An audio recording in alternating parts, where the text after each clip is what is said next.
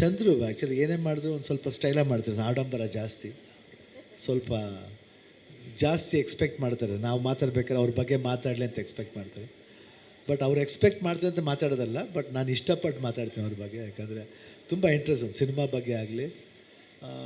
ನನಗೆ ಆ್ಯಕ್ಚುಲಾಗಿ ಅವ್ರ ಫಿಲ್ಮ್ಸ್ ಮಾಡಬೇಕಾದ್ರೆ ಯಾವಾಗಲೂ ತುಂಬ ಎಮೋಷ್ನಲಾಗಿ ಕನೆಕ್ಟ್ ಆಗ್ತಾರೆ. ಎಮೋಷ್ನಲಿ ಎಕ್ಸ್ಪೆಷಲಿ ಈ ತಂದೆ ಸೆಂಟಿಮೆಂಟ್ ಭಾಳ ಚೆನ್ನಾಗಿ ಅವರು ಹ್ಯಾಂಡಲ್ ಮಾಡಿ. ಮೈಲಾರಿ ಫಸ್ಟ್ ಫಿಲ್ಮ್ ನಾನು ಮಾಡ್ಬೇಕಾದ್ರೆ ಅವ್ರ ಜೊತೆಲಿ ಆ ಕನೆಕ್ಷನ್ ತುಂಬ ಚೆನ್ನಾಗಿತ್ತು ನನಗೆ. ಯಾವಾಗ ಆ ತಂದೆ ಸಣ್ಣದು ಒಂದು ಬಾಂಧವ್ಯ ಬರುತ್ತೋ ಅದರಲ್ಲಿ ಐ ಥಿಂಕ್ ಚಂದ್ರಿಗೂ ಅವ್ರ ತಂದೆಗೂ ಅವರು ಒಂದು ಸಂಬಂಧ ಇದೆ ಅಂತ ಕಾಣುತ್ತೆ.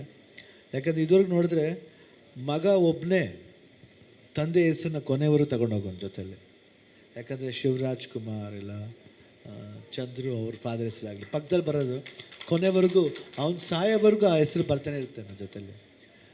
ಸೊ ಅಷ್ಟೊಂದು ಬಾಂಡೇಜ್ ಇದೆ. ಬಟ್ ತಾಯಿ ಬೇರೆ, ತಾಯಿ ಮಮತೆ, ಪ್ರೀತಿ, ಸಲಹೆ ಮಕ್ಕಳ ಜೊತೆ. ಬಟ್ ತಂದೆ ಬಾಂಡೇಜೇ ಬೇರೆ. ಬಿಕಾಸ್ ಮಗನ ಜೊತೆಲೇ ಬರ್ತಾ ಇರ್ತಾರೆ ಯಾವಾಗ ಹೆಸರು. ತುಂಬ ಖುಷಿ ಆಯಿತು. ಆರ್ ಸಿ ಸ್ಟುಡಿಯೋಸ್ಲಿ ಫಸ್ಟ್ ಪಿಕ್ಚರ್, ಐದು ಸಿನಿಮಾದಲ್ಲಿ ಫಸ್ಟ್ ಪಿಕ್ಚರು. ರಾಜ್ಮೋಹನ್ ಬಗ್ಗೆ ಹೇಳ್ಬೇಕಂದ್ರೆ ನನಗೆ ತುಂಬ ಇಷ್ಟವಾದ ಅಸೋಸಿಯೇಟ್ ಡೈರೆಕ್ಟ್ರು. ಅವ್ರು ಅಸೋಸಿಯೇಟ್ ಆ್ಯಕ್ಚುಲಿ ಮುಂಚೆನೇ ಡೈರೆಕ್ಟ್ ಮಾಡಿದರು. ಅವ್ರ ಫ್ರೆಂಡ್ಗೋಸ್ಕರ ಬಂದು ನಮ್ಮ ಯಾವ ಪಿಕ್ಚರ್